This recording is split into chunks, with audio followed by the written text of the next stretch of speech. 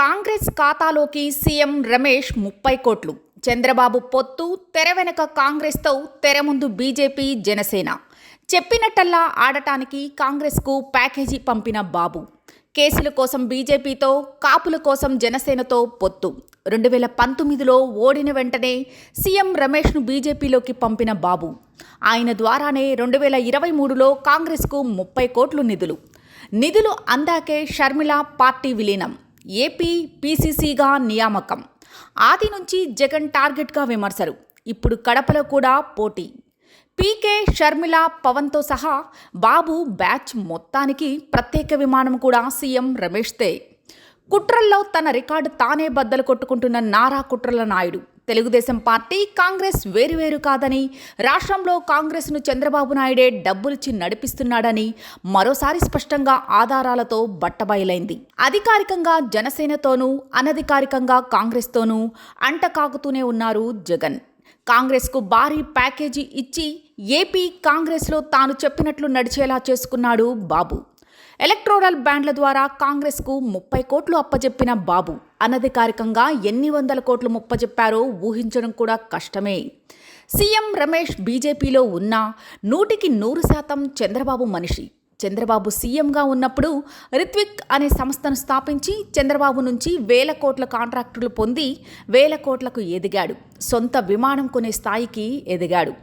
బాబు మనిషిగా సింగపూర్, మ్యారిష్ల నుంచి బాబు మనిషిగా నిధులు తెచ్చి తక్కువ కాలంలోనే ఢిల్లీలో చక్రం తిప్పడం మొదలుపెట్టాడు. బీజేపీలో ఉంటూనే ఢిల్లీ లాబీల్లో నారావారి ప్రయోజనాలు చక్కబెట్టడం ప్రారంభించాడు సీఎం రమేష్. స్థానిక ఎన్నికల్లో ఘోర ఓటమి తరువాత చంద్రబాబు నర్రెడ్డి సునీతను చేరదీశాడు. ప్రజాక్షేత్రంలో జగన్ను ఢీకొట్టలేమని తెలిసి మాయోపాలకు దిగాడు. వివేక హత్య కేసును అడ్డుపెట్టుకుని వైఎస్ కుటుంబంలో చిచ్చు పెట్టడం ప్రారంభించాడు. వివేక హత్య కేసులో తన భర్త పాత్ర బయటపడి ఇరుక్కుంటాడేమో అని బయటపడుతున్న సునీతను చేరదీసి అధికారం, ఆశ చూపెట్టి షర్మిలను చేరతీసి తన వైపు తిప్పుకున్నాడు బాబు. షర్మిల నేరుగా టీడీపీలో చేరితే ఎవరూ నమ్మరు. అందుకనే శిష్యుడు రేవంత్ రెడ్డి చేత వైఎస్ఆర్టీపీని కాంగ్రెస్లో విలీనమయ్యేలా చేసి ఎలక్టోరల్ బ్యాండ్ల రూపంలో కాంగ్రెస్ చిల్లర ఖర్చుల కోసం 30 కోట్లు ఇచ్చారు. 2023లో సీఎం రమేష్ 45 కోట్ల మేర ఎలక్టోరల్ బ్యాండ్లు కొనుగోలు చేసి అందులో 30 కోట్లు కాంగ్రెస్ ఖాతాలోకి, 5 కోట్లను టీడీపీ ఖాతాలోకి, 10 కోట్లు కర్ణాటకకు చెందిన జేడీఎస్లోకి పంపాడు.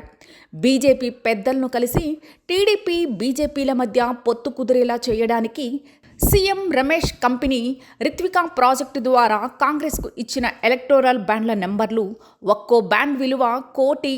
ఇలాంటి బ్యాండర్లను కాంగ్రెస్కు అందజేశారు.